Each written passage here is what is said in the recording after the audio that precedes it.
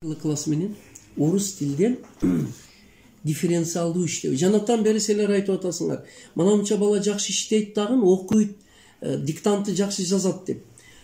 Ана ошолордун жакшы диктанттарынын көргөзмөсүн уюштургула.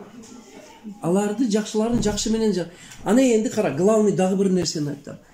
Гимназия боюнча 5-тен 11-ге чейин диктант жаза албаган балдарды жалпы бир жолу жыйып туруп, ошолорго сабак алуу. Анткени диктант жаза албагандар 11-классы бирдей эле хата кылат, 5-класстагы бирдей эле типичный ошибка делает. Значит, диктантты начар жазгандар үчүн сабак, лекция, мастер-класс өтүш керек. Может, эртең ошондон баштайбыз? Вот она. Мындай иш.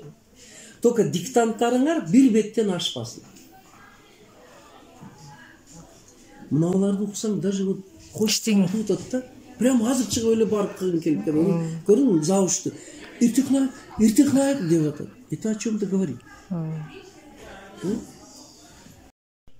Диктант жазганда экинчиси устный речьте. Эгер внимательно талдасаңар, көбүнчө экөө сападайт.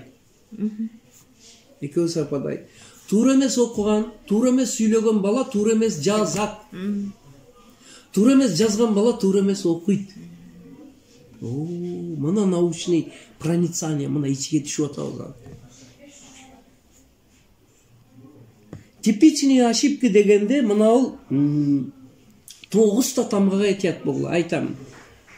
А, О, Я, И, Е, Ё, мягкий, твердый знак, анан кийин ташмал.